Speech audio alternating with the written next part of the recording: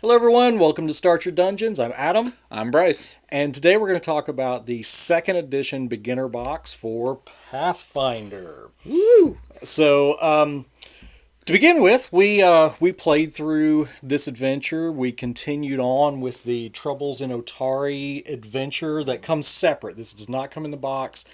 So, if you want to buy it and the map pack, that is a separate purchase. So, to begin with, let's talk about what comes in the box. What a bunch. I mean, Yeah, there's so much to come in this box. Like, if we want to talk about comparisons between some of the other ones we've talked about, this one ranges around $50, $60 MSRP. It comes with a lot in it. So, what we get is we get a Hero's Handbook, which is really nice. Again, it's kind of helps you all about like playing the game. It has a solo adventure in it. It's very short to kind of get you into how to play the game. Um, and then also we've got a Game Master Guide to kind of help you play the game and kind of get into things, along with a quick reference sheet on the back of both of these to kind of explain the game. We've got four character sheets that are already pre-built. You've got your rogue, your cleric, your fighter, your wizard based on the iconics. yeah, those are the iconics, and you also get matching pawns for those. Right. And those are the ones that you're going to. I mean, really, you can find other miniatures Right. for those.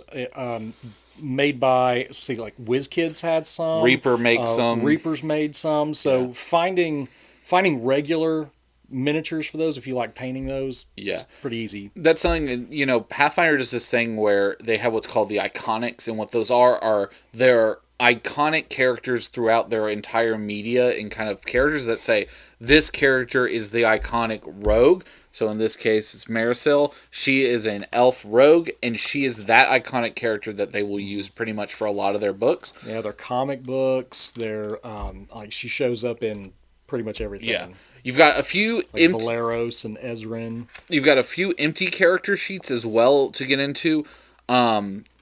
We also have a bunch of pawns, which is a huge thing to come for this. And, Pathfinder really started with this. Instead of doing miniatures, they kind of do them now, but they give you these cardboard character pawns, which are...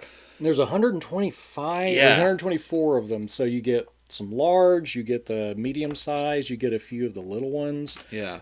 But you get a lot of pawns. Right. And I think that's something that Pathfinder is kind of like I said, they're known for, where you can buy these in like different combos if you want the bestiary packs and like monster manuals and stuff. It's amazing product. We've got a couple of maps that you get right here that you can play with.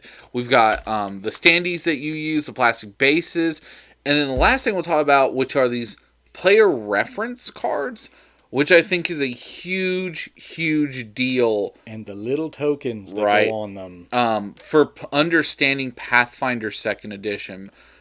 For anyone who's played Dungeons and Dragons 5th Edition, it has a similar feel-esque almost to it, but I think it's a little bit more streamlined, personally, in my opinion.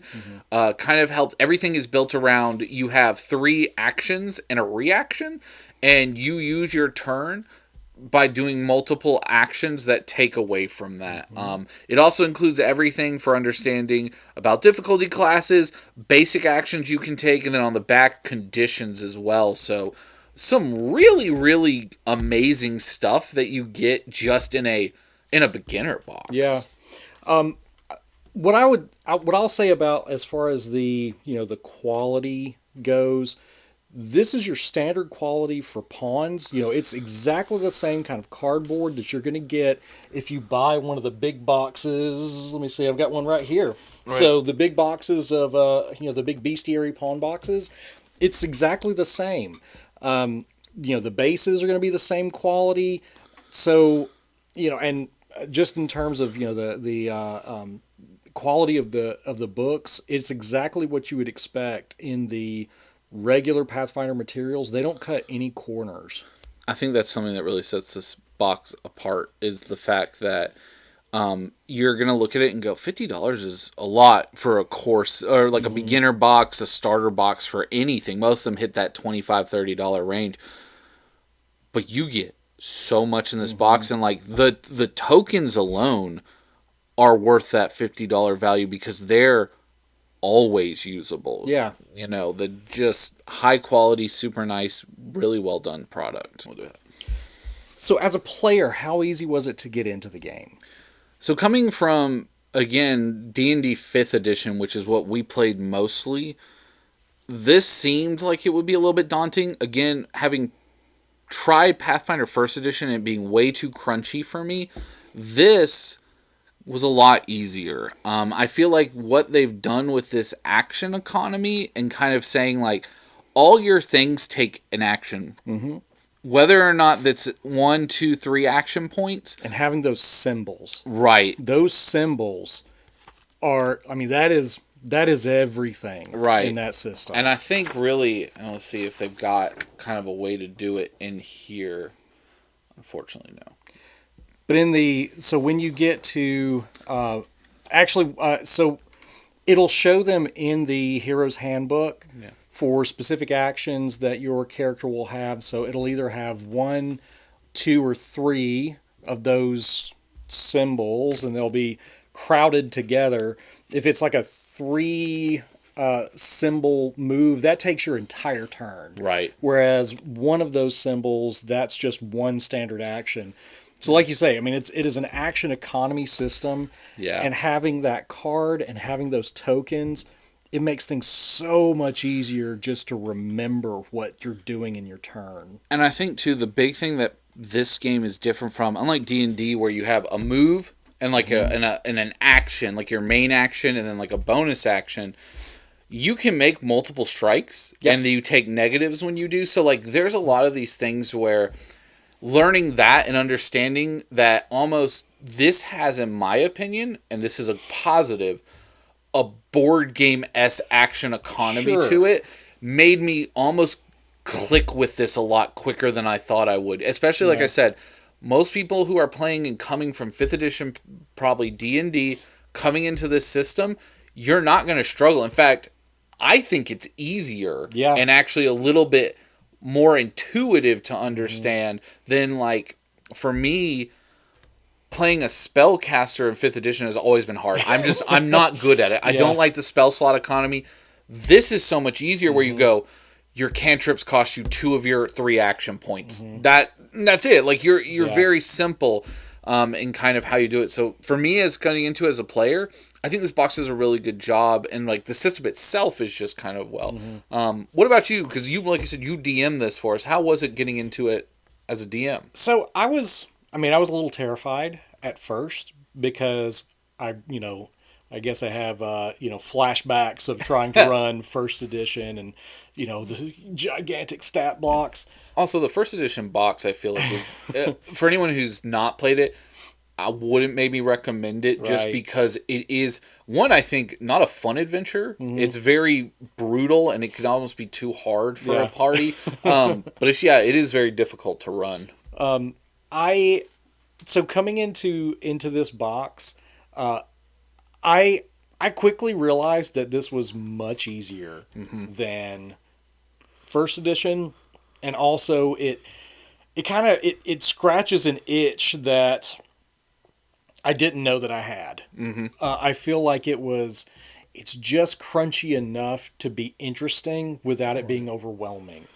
So if you've been a dungeon master for 5th edition, I think you'll fit right in. I don't think you're going to have any problems. And I think that's really a big thing to make about this, because I think a lot of people, after what happened, unfortunately, with the OGL stuff that happened with 5th edition and all that, a lot of people were looking for this. And I think like we came because of that to this system. And I'm not sad. Like, I don't miss 5th edition.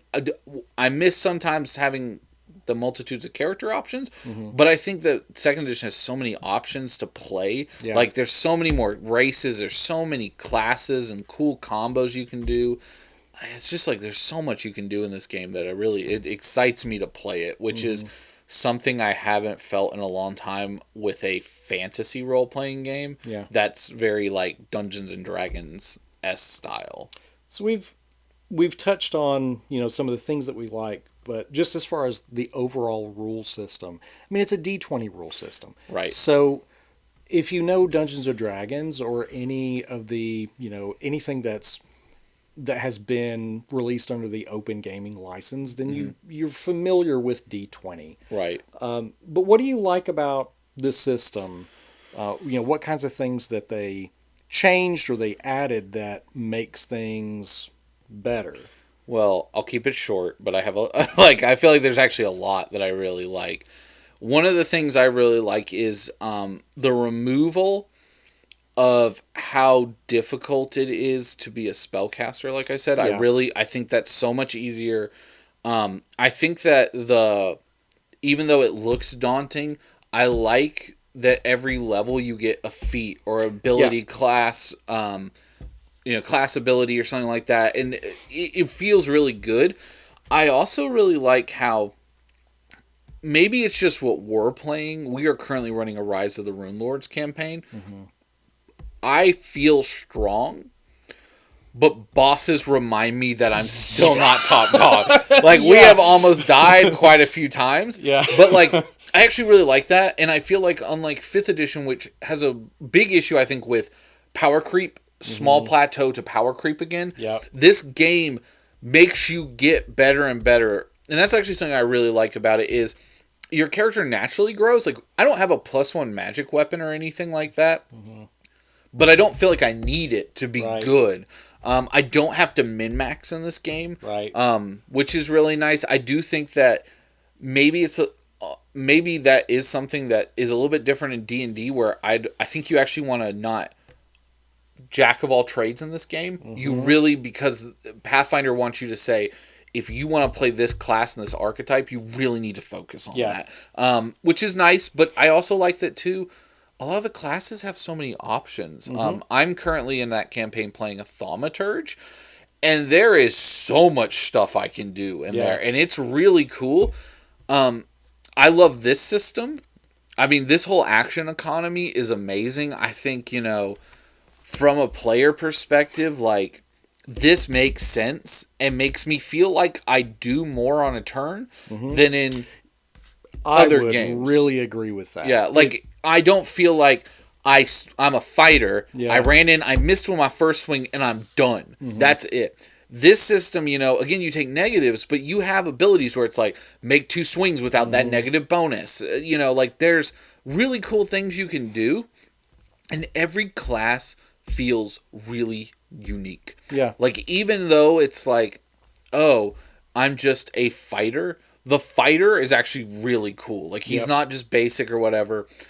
And there's so many options, and they keep adding more. Yeah, there's just so much. I probably am spreading too much outside the book, the game itself, like this. But I think that's just like, you're gonna find that as you play this, there's so much really cool stuff that this new rule set has done. Yeah. What about you? Anything I missed on there that you? I mean, I think you covered it. It's, for me, from the game master side. The monster stat blocks are so much cleaner.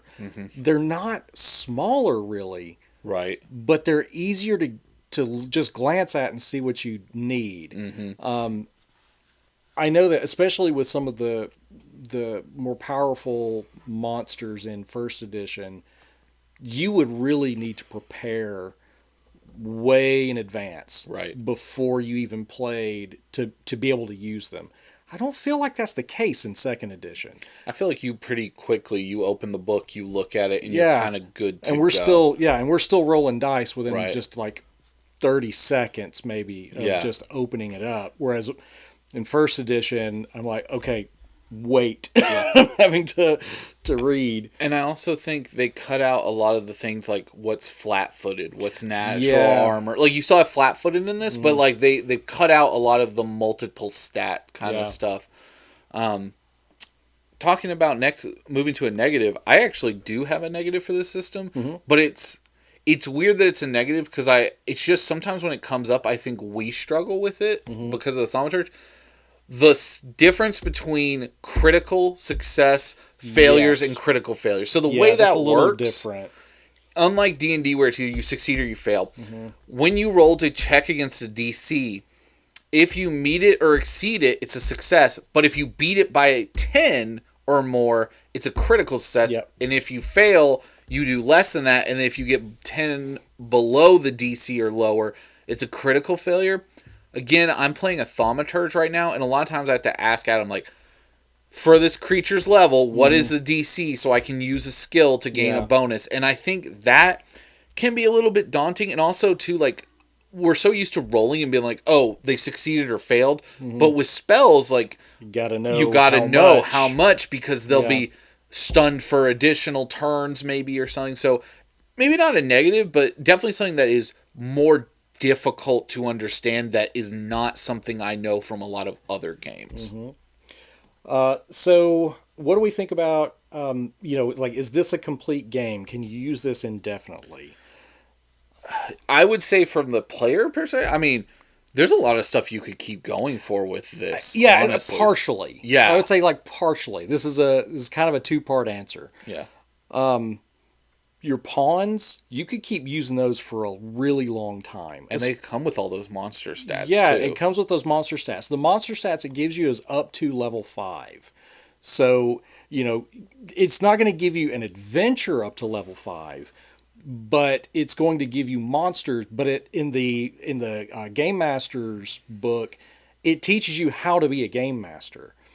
For me, like those books, those two, the two softcover books that you get, they're very similar to the old Dungeons and Dragons basic, the Mincer version of those books, because you get one for the Game Master, one for the players, and because they're very similar to that, it gives you a set of guidance on how to generate your own adventures. Right. So I think that you could keep playing this for a while.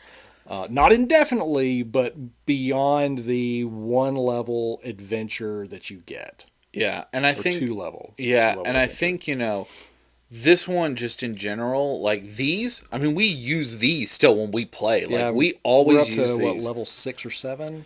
6, I think. We just cleared out the Lamia in the storyline for Rise of the Runelords, and we use these every time, and you use them when you play your enemies. Like you'll be like, okay, let me count it up and do it, and like it is very helpful. I think this is a really good set. But what I really love, if you want to talk about like moving past this set, one thing that I love is that this entire game, you can buy a core rulebook and you're good.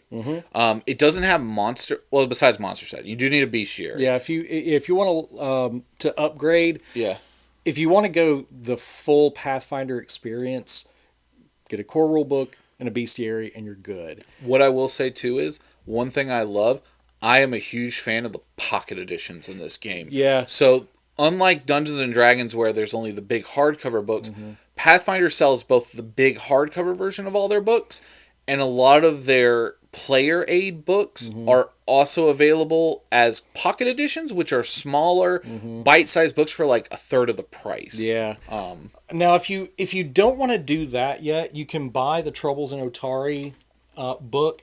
And it has its own adventure up to, I think it's level 3, and you can set up a base of operations. There's, all kinds of stuff that you can do in that, and it works with the pawns that you get in the adventure and the monsters that are in the Game Master book. Right. So that's kind of the natural sequence that you're supposed to do. If you play through the box, go to the Troubles in Otari. And there's also there's an adventure path that they have called Abomination Vaults that you can actually buy maps and pawns for it too. Yeah, that's a really cool thing that I love about this system is that when you want to expand, if you're like, man, I really want to play, Rise of the Runelords, they sell a pawn set, so you have everything for that game. And that's a really cool thing that, I feel like D&D 5th edition has struggled with sometimes, or like even other RPGs have struggled to be like, we'll give you a few things for it, but not everything.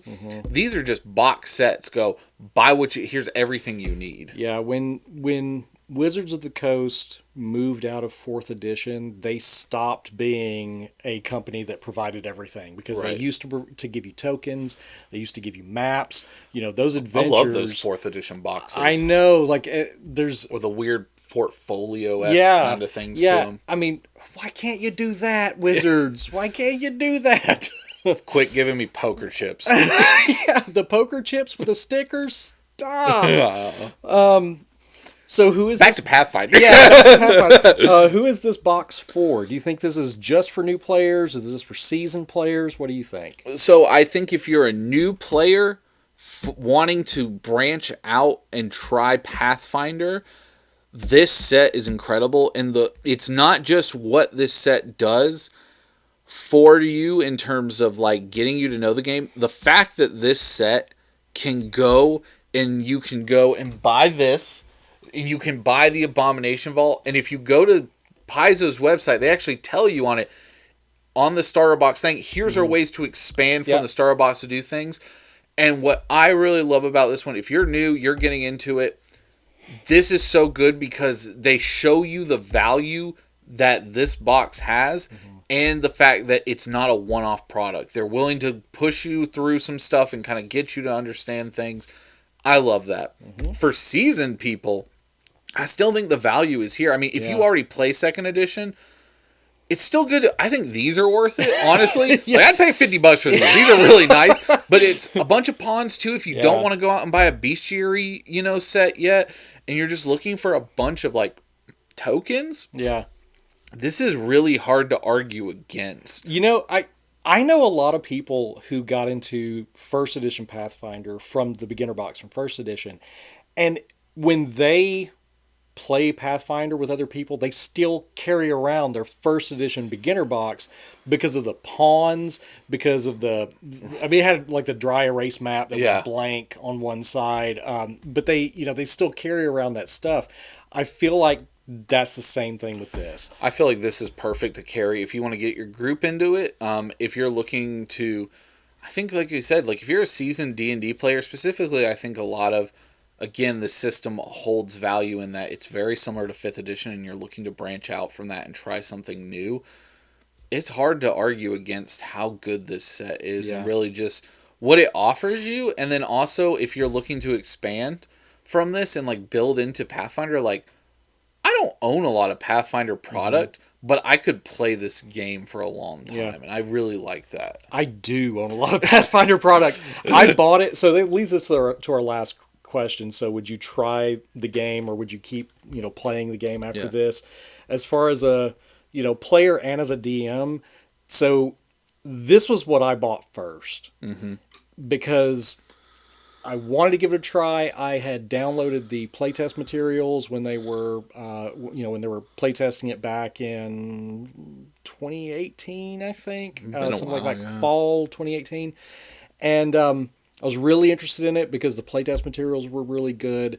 And once I bought this box, I find that I can't stop buying it. I keep buying books for it. We had the pawns too. Like you had a bunch of the first edition pawns you had gotten cheap off people, and like we've used them for D&D forever. Right. So like we see there is so much, like you said, just value. I will say too, like for me as a player, I have moved. I used to think the D&D 5th edition was my favorite, like fantasy kind of role playing game.